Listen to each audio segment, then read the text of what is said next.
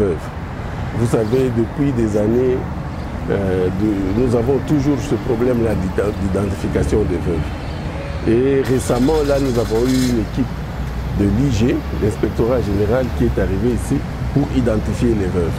Mais malheureusement, c'est chaque fois qu'ils passent ici que nous avons après des retombées comme celle-là. Et vous savez que nous sommes dans une zone opérationnelle. Nous sommes dans une zone opérationnelle, on ne peut pas venir nous distraire, on ne peut pas venir nous affaiblir avec ce genre de problème-là. On ne peut pas être dans une armée, chaque jour on a toujours les mêmes problèmes. J'étais ici, j'avais dénoncé devant le chef de l'État, commandant suprême, la première fois qu'il est arrivé ici.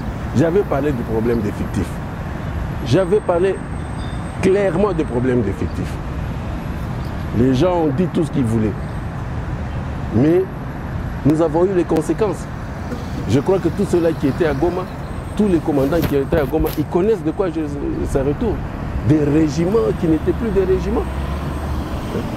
Personne, on a donné des rapports et tout, mais rien n'a été fait. Là où il fallait avoir 1200 personnels, on a 300, on a 400. Et jamais ces gens-là ont été mis en cause. Alors aujourd'hui, ça revient encore la même chose. Alors que nous n'avons pas encore fini ce problème-là de personnel militaire.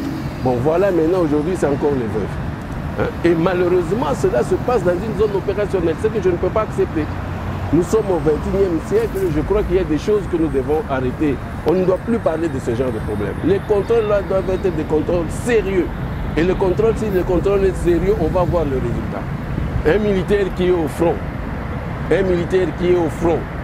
comme maintenant là, nos militaires sont en train de combattre là, le CRP M23, la milice de Thomas Lubanga, qui est, n'est-ce pas, allié au M23. Nos militaires sont en train de mourir. Mais s'il y a un militaire qui est devant l'ennemi, il apprend que les veuves ne sont pas payées. Pourquoi est-ce que ce militaire-là va se sacrifier? Il va dire le jour où je vais mourir, ça sera la même chose pour mes enfants. Ça touche vraiment au moral militaire. Ça touche au moral de ces combattants, de ces hommes-là qui sont vraiment à la ligne de front. Comment est-ce qu'ils vont combattre s'ils savent que s'ils meurent, à leur mort, on ne va pas s'occuper des veuves, qu'on va traiter leurs veuves comme on est en train de le faire aujourd'hui, qui vise à déstabiliser toutes les opérations. Ça vise à déstabiliser. Moi, j'ai eu l'information depuis le matin que ces femmes allaient se pavaner sans habit dans la ville. Imaginez qu'elles aient fait ça, qu'elles le fassent maintenant. Vous pouvez vous imaginer les conséquences? Alors que moi, en tant que commandant des opérations, je ne suis pas dans cette chaîne. Aujourd'hui, les militaires mangent 15 jours. Les vivres pendant 15 jours. Mais allez au ministère demander combien d'argent on est en train de donner pour les vivres. Aujourd'hui, les fonds, je ne sais pas moi, quadruplés ou je ne sais pas, les militaires doivent manger 3 fois. Mais quand ils ne mangent pas, et surtout ici au front, on pense que c'est qui? On pense que c'est moi. Quand les militaires ne sont pas payés, les gens, le commun des mortels pensent que c'est le gouverneur. Alors que je ne suis pas dans cette chaîne-là. Moi, je suis là pour les opérations. C'est vrai, je représente l'armée ici.